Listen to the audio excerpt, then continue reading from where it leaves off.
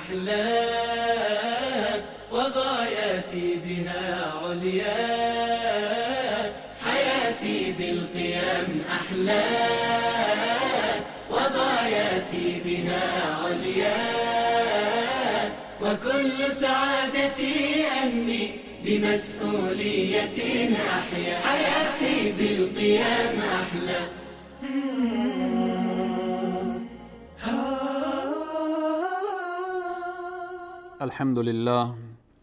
الحمد لله الذي أنزل على عبده الكتاب ولم يجعل له عوجا، والصلاة والسلام على رسوله محمد وعلى آله وأصحابه ومن تبعهم بإحسان إلى يوم الدين. قال الله تبارك وتعالى في القرآن العظيم: فأعوذ بالله من الشيطان الرجيم، كلوا واشربوا ولا تسرفوا إنه لا يحب المسرفين. قال النبي صلى الله عليه وسلم: يا غلام سم الله وكل بيمينك وكل مما يليك، فما زالت تلك طعمتي بعد. رواه البخاري. صدق النبي الكريم صلى الله عليه وسلم. خدمت همه بینندگان عزیز و گرامی، السلام علیکم و رحمت الله تعالی و برکاته. بحث ما پیرامون آداب غذا خوردن هست. انسان چگونه غذا نوشجان کنه. انسان نیاز به غذا داره، نیاز به نوشیدن آب داره. حالا این اکل و شرب و این خوردن و نوشیدن از خود آداب داره که باید آداب خوردن و نوشیدن را یک انسان مؤمن و مسلمان رعایت نماید. از جمله آداب غذا خوردن اینه که قبل از غذا دستها باید شسته بشه. طریق مسنونه و یا مستحب از جمله آداب غذا، قبل از غذا دست باید شسته بشه و بعداً انسان شروع کنه به خوردن غذا. اگر از جمله آداب اینه که با دست غذا خورده بشه، اگر با قاشق و با او به اصطلاح چنگال و یا به تعبیر من و شما به قاشق پنجه غذا میخورد که دستای خود را هم نمیشست، اشکالی نداره، ولی جز آداب هست که دستها باید شسته بشه. دیگر این که از جمله آداب غذا خوردن، خب وقتی حالا یا با دست یا با قاشق میخوای شروع کنه به غذا خوردن، در ابتدا میگه بسم الله، یعنی ابتدای غذا باید با بسم الله باشه. به اینه که رسول اکرم صلی الله علیه و سلم با او جوانی که همراهشان به غذا خوردن نشسته بود برایش میفرمایند: یا غلام، یعنی ای جوان، سم الله، وقتی که غذا میخوری بگو بسم الله. وقتی که ما در وقت غذا خوردن بگیم بسم الله یا کامل بسم الله الرحمن الرحیم، شیاطین از اطراف ما فرار میکنه، شیطان دست به او غذا دراز نمیکنه، شیطان دیگه هیچ به او غذا مداخله کرده نمیتواند. اما اگر بسم الله صورت نگیره و بسم الله گفته نشه، شیاطین میآین با او غذا مداخله میکنن و دست به او غذا دراز میکنن. همچنین از جمله آداب غذا خوردن اینه که به دست راست غذا خورده بشه. آب نوشیده میشه به دست راست باشه. رسول اکرم صلی الله علیه وسلم با اون جوان میگن: و کل بیمینک، بخور به دست راست. آب می نوشی بنوش به دست راست. پس با دست راست سنت رسول اکرم صلی الله علیه و سلم و از جمله آداب غذا خوردن.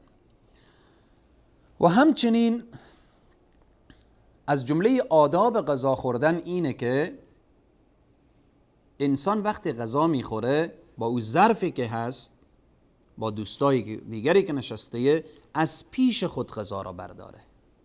رسول اکرم صلی الله علیه وسلم در آن حدیث برای آن غلام، برای آن جوان میگن و کل مما یلیک، بخور از پیش خود، یعنی دست خود را به اطراف این ظرف و کاسه غذا و یا قاب غذا دور نده، از وسط بر ندار، فقط از پیش خود غذا بخور. خیلی مسئله مهمیه آداب غذا خوردن. اگر آداب غذا خوردن رعایت نشه، شاید او کسانی که در کنار او اشخاصی که آداب غذا خوردن را رعایت نمی کنن نشسته باشن، شاید در اشتها اینا خلل بیایه.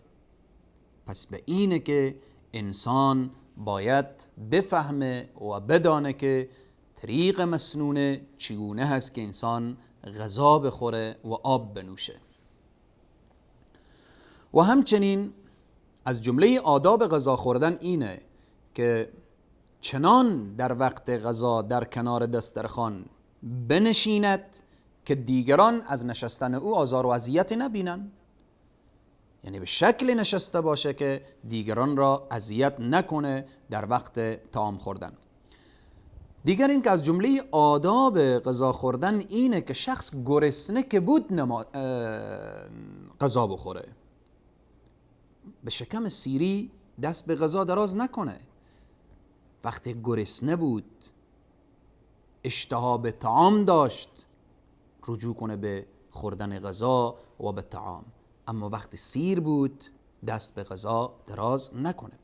همچنین از جمله آداب غذا خوردن اینه که با ظرفی که غذا داره تنفس نداشته باشه با او، یعنی به اصطلاح من و شما او را پوف نکنه به خاطر سرد شدن، چون میدانیم این تنفسی که انسان داره وقتی از دهن انسان بیرون میشه، این تنفس از بطن وقتی بیرون شد، این از یک هوای آلوده که بیرون میشه و یک هوای جدیدی در همان گرفتن اکسیژن و اینها میگیره.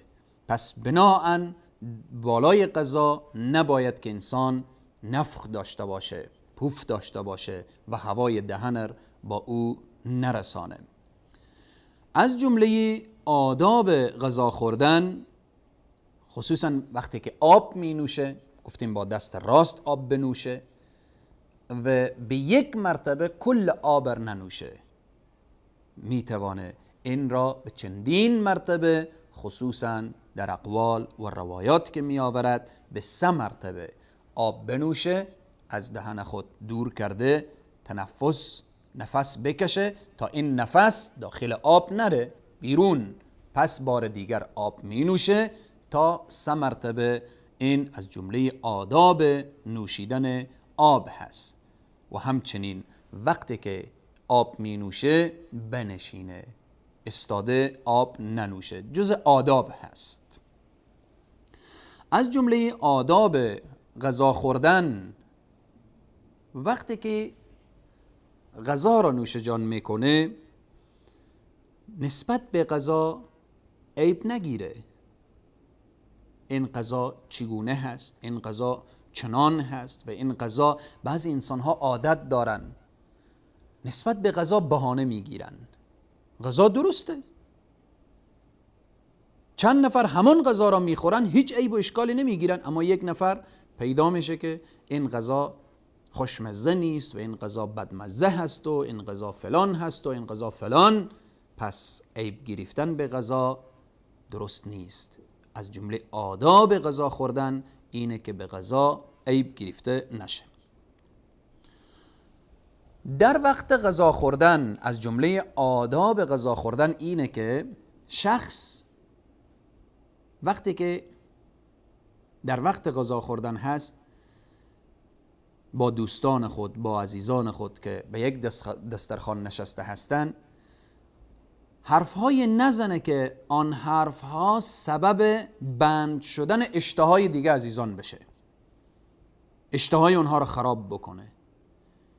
یعنی حرف لهو و لعب و اینها نباشه، حرف به میان نیایه بر سر طعام خوردن که او برای دیگران خوشایند نیست، حرفی که اشتهای انسانها را خراب میکنه، لذت غذا خوردن را از انسانها میگیره.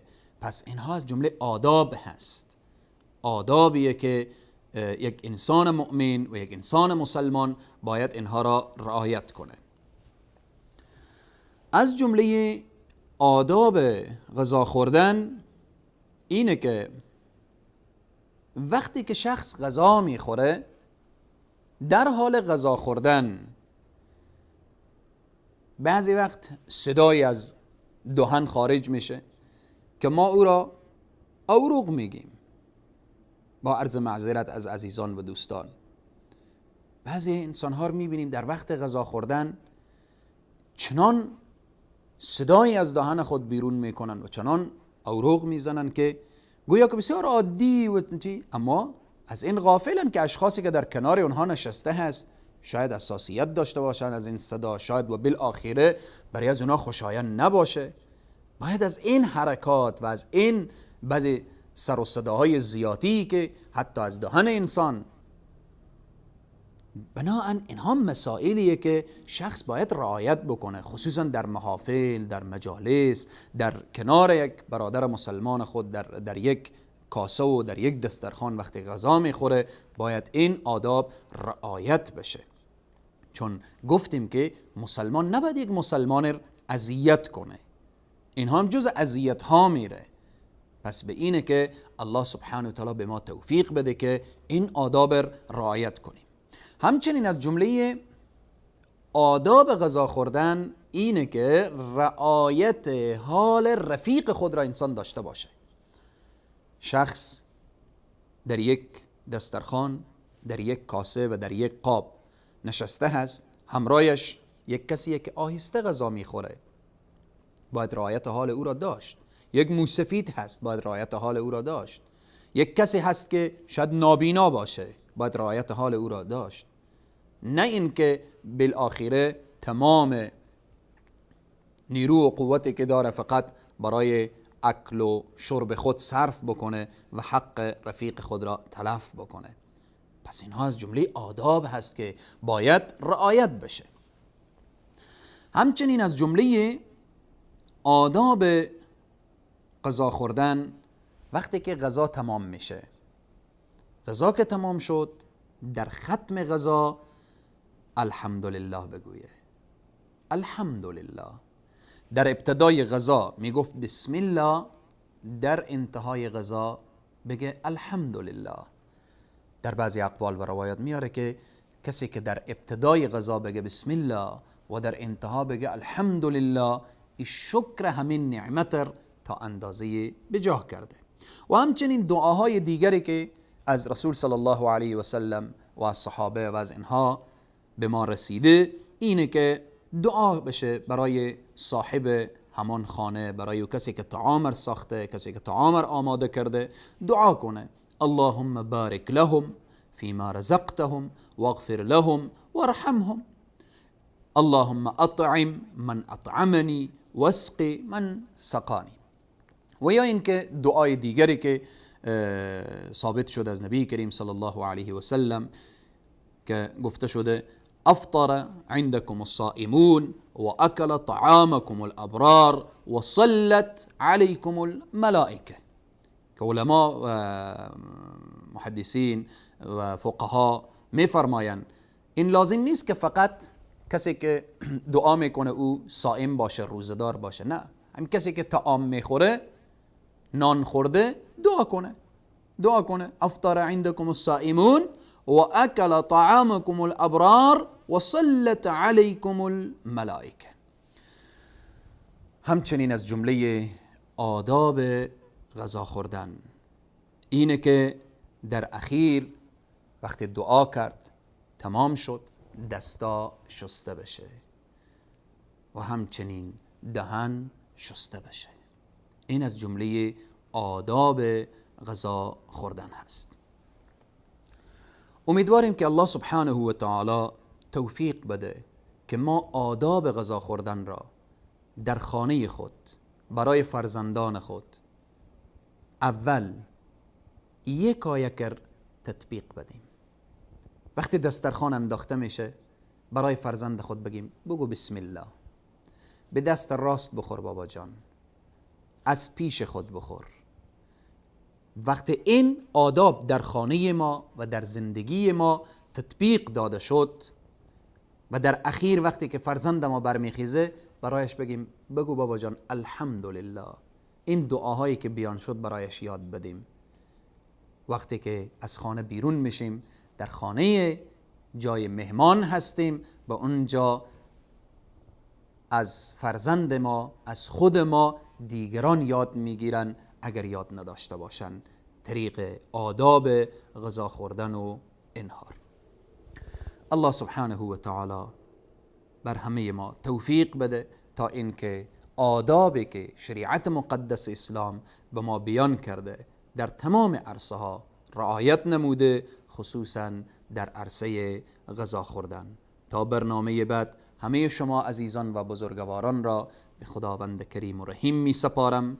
والسلام علیکم و رحمت الله تعالی و برکاته.